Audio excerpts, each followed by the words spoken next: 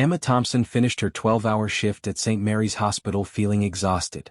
Her feet ached from walking the long corridors all night, checking on patients and helping doctors.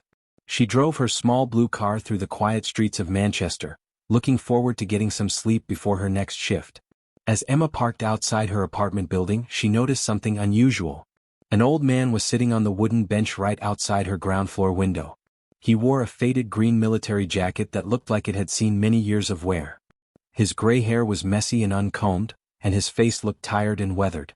Emma grabbed her nurse's bag and walked quickly to her front door, glancing nervously at the stranger. Who was this man? What was he doing sitting outside her window at 6 in the morning? She fumbled with her keys, trying to get inside as fast as possible. Once safely inside her small apartment, Emma peeked through her white curtains. The old man was still there, sitting perfectly still. He wasn't looking around or bothering anyone. He just sat there peacefully, staring up at her window with a blank expression. Emma felt her heart beating fast. She had heard stories about strange people who followed women home from work. Was this man dangerous? Should she call the police? But something about him seemed different. He didn't look angry or scary. He looked sad and lost. Emma made herself some toast and tried to eat, but she kept looking out the window. Emma woke up on Saturday morning feeling restless. She had barely slept, thinking about the old man on the bench outside her window. She needed answers about who he was and why he came there every day. Emma decided to talk to some of her neighbors to see if anyone knew anything about the mysterious stranger. Emma put on her blue jeans and a warm sweater, then walked out into the hallway of her apartment building. She could hear the sound of a television coming from apartment 2B, right next to hers. Emma had seen the woman who lived there a few times but had never really talked to her. Emma knocked gently on the door. After a few moments, it opened to reveal a small elderly lady with white hair and kind brown eyes. She was wearing a pink cardigan and holding a cup of tea. "Hello, dear," the woman said with a warm smile. "You must be Emma, the new nurse who moved into Lucy's old place. I'm Margaret Rose, but everyone calls me Mrs. Rose." Emma felt relieved that Mrs. Rose seemed friendly and welcoming. "Yes, that's me. I'm sorry to bother you, Mrs. Rose, but I wanted to ask you about something. There's an old man who sits on the bench outside my window every day. Do you know who he is?" Mrs. Rose's smile faded and her expression became very sad. She opened her door wider and invited Emma inside. "Oh, my dear, please come in. I think you should sit down for this." Emma followed Mrs. Rose into her small, cozy apartment. The walls were covered with family photographs and the furniture was old but comfortable. Mrs. Rose gestured for Emma to sit on the soft brown sofa while she sat in her favorite armchair. "That man you've been seeing is William Thompson," Mrs. Rose began, setting down her teacup carefully. "He's been coming here for about 6 months now, ever since his daughter Lucy passed away." Emma felt her stomach drop. Emma spent the whole day thinking about her conversation with Mrs. Rose. She couldn't get William's story out of her mind. Every time she looked out her window and saw him sitting alone on that bench, her heart felt heavy. She wanted to do something to help him, but she didn't know what. That evening, as Emma prepared to leave for her night shift at the hospital, she made a decision. She put the kettle on and made 2 cups of hot tea instead of her usual one. Her hands trembled slightly as she added sugar and milk to both cups. She had never talked to a stranger like this before, especially someone who might be confused about reality. Emma put on her warm coat and carefully carried both cups of tea outside. The October air was chilly and she could see her breath in small white puffs. William was sitting in his usual spot on the wooden bench, wearing the same faded green jacket he always wore. His hands were folded in his lap, and he was looking up at Emma's apartment window with that same hopeful expression. Emma walked slowly toward the bench, trying not to spill the hot tea. Her heart was beating fast and her mouth felt dry. What if William didn't want to talk to her? What if he got angry or scared? What if she said the wrong thing and made him upset? "Hello," Emma said softly as she approached the bench. Her voice sounded quieter than she had intended. William turned to look at her with surprise. His eyes were a gentle blue color, and they reminded Emma of her own grandfather's eyes. There was kindness in his face, mixed with confusion and sadness. "I'm Emma," she continued, holding out one of the cups of tea. "I live in that apartment up there." She pointed to her window. "I noticed you've been sitting out here in the cold. Would you like some hot tea? It might help keep you warm." William's face broke into a grateful smile. "That's very thoughtful of you, miss. Thank you so much." He reached out with shaky hands to take the warm cup. "I'm William Thompson. It's nice to meet you, Emma." Emma felt some of her nervousness disappear. William seemed perfectly normal and polite. She sat down on the bench beside him, leaving a comfortable distance between them. The wooden bench was cold and hard, but Emma didn't mind. "I'm waiting for my daughter Lucy," William explained, taking a careful sip of the hot tea. "She lives right up there in your building." He pointed toward Emma's apartment window with a proud smile. "She works very hard, you know. She's a teacher at the primary school. Such a good girl, my Lucy." Emma felt tears starting to form in her eyes, but she blinked them away quickly. She remembered what Mrs. Rose had told her about William's dementia. On this evening, his mind had taken him back to a time when Lucy was still alive. Emma couldn't bring herself to tell him the painful truth. "Tell me about Lucy," Emma said gently, wrapping her hands around her warm cup of tea. "What is she like?" William's entire face lit up with joy and love. His back straightened and his voice became stronger and clearer. "Oh, Emma, Lucy is the most wonderful daughter a father could ask for. She's 28 years old now and she's so smart and beautiful. She has long brown hair that shines in the sunlight, and the most caring brown eyes you've ever seen."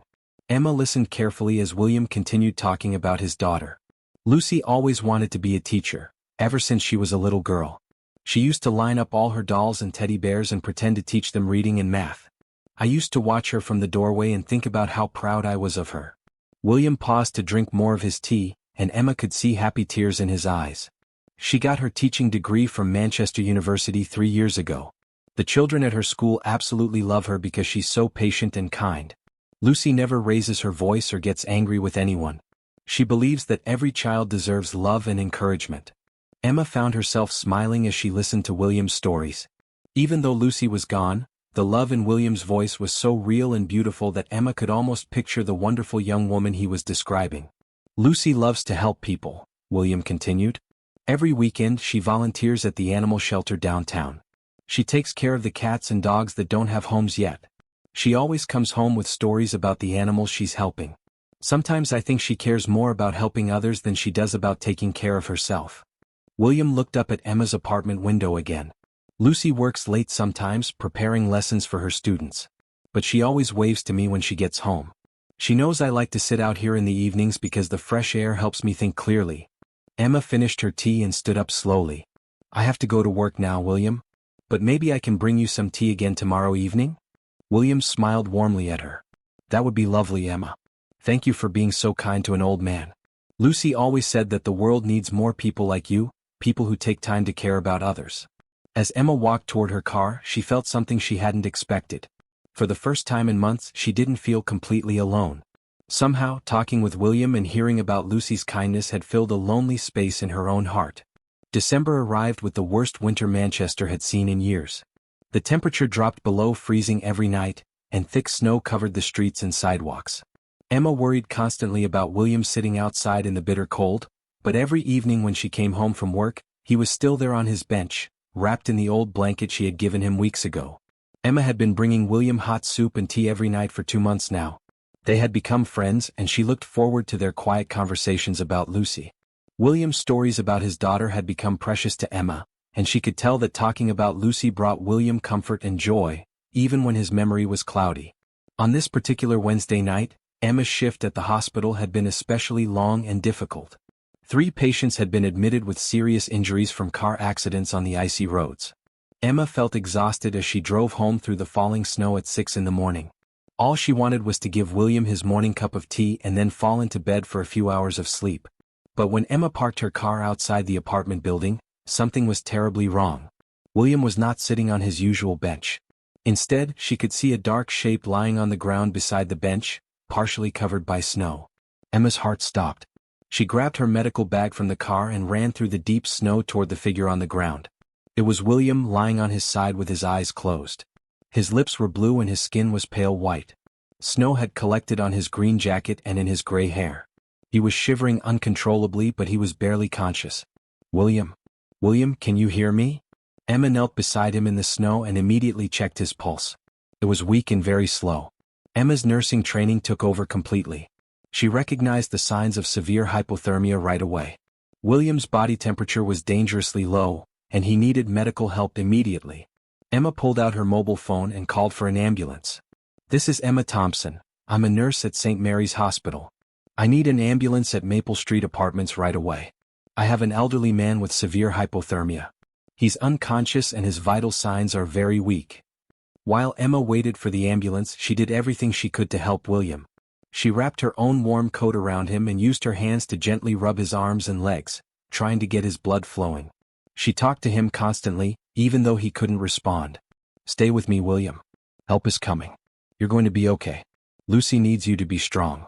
Emma's voice shook with fear and cold, but she never stopped talking to him. The ambulance arrived within 10 minutes, and Emma rode with William to St. Mary's Hospital. She held his hand during the entire trip and watched as the paramedics worked to warm his body and stabilize his condition. At the hospital, Emma used her position as a nurse to stay close to William. The emergency room doctors worked quickly to treat his hypothermia.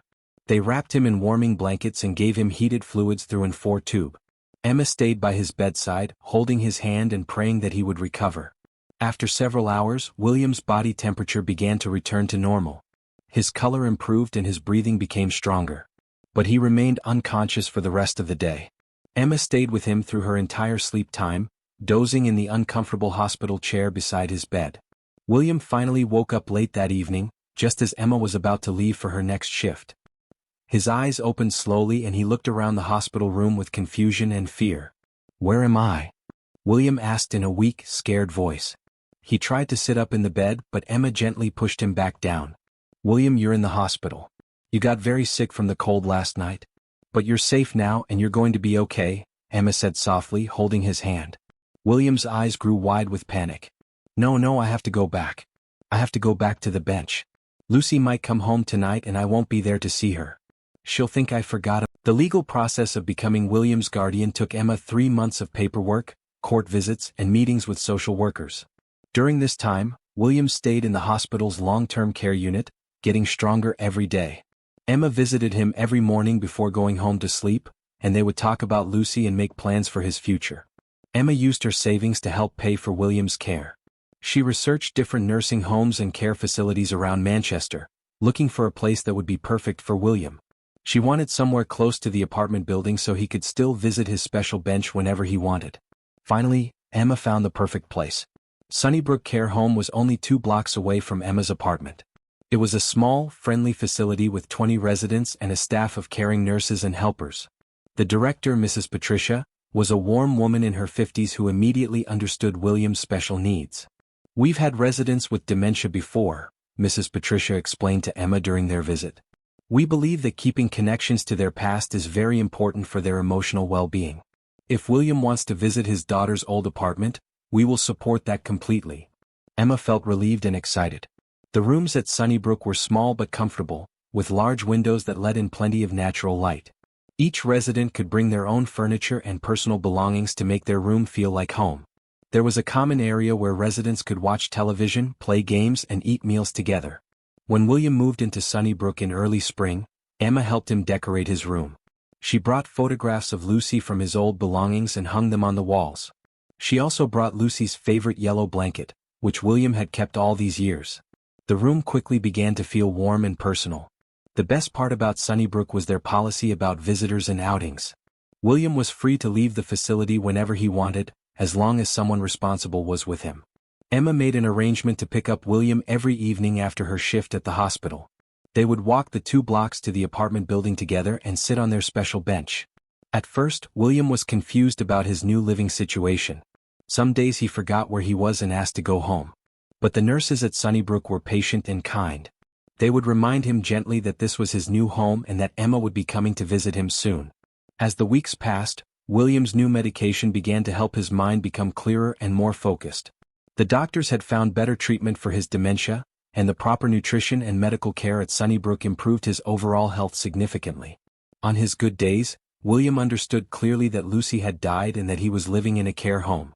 Instead of making him sad, this understanding brought him a different kind of peace. He began to talk about Lucy in past tense, sharing beautiful memories instead of waiting for her return. Emma noticed that William had a special gift for comforting other people. At Sunnybrook, there were several other residents who suffered from memory loss, depression, or loneliness. William would sit with them during meals and tell them stories. He would listen patiently when they repeated the same stories over and over again. This gave Emma an idea. She had seen how much William's kindness helped other people, and she remembered how isolated she had felt before meeting him. Emma decided to start a support group for families who were dealing with memory loss and caring for elderly relatives. The support group met every Saturday afternoon in the community room at Sunnybrook. Emma invited family members, caregivers, and friends of people with dementia to come together and share their experiences. William became the heart of these meetings, offering wisdom and comfort to everyone who attended. Caring for someone with memory problems is like tending a garden, William would tell the group. Some days the flowers bloom beautifully, and other days you have to water the soil and wait patiently. But the love you put in always matters, even when you can't see the results right away. The support group grew quickly. People came from all over Manchester to attend the meetings. Emma provided practical advice about medical care and legal issues, while William offered emotional support and hope. Together, they created a community where people felt understood and less alone. One warm summer evening, as Emma and William sat on their bench outside the apartment building, William turned to her with clear, bright eyes. "Emma, I want to tell you something important," he said, taking her hand gently. "I think Lucy sent you to me when I needed help the most. She always told me that angels come in many different forms, and sometimes they look like ordinary people doing extraordinary things." Emma felt tears of happiness in her eyes. "Maybe Lucy sent you to me too, William. Before I met you, I felt so lonely and empty. You taught me that family isn't just about sharing the same blood. It's about choosing to love and care for each other." William smiled and looked up at Emma's apartment window. "I don't sit here waiting for Lucy to come home anymore. Now I sit here remembering all the wonderful times we shared together. And I'm grateful for you, Emma. You've become like a daughter to me." Emma realized that her life had completely changed since the day she first saw William on the bench. By choosing to help him, she had discovered her true calling. She had learned that sometimes the people we think we're rescuing are actually the ones who save us.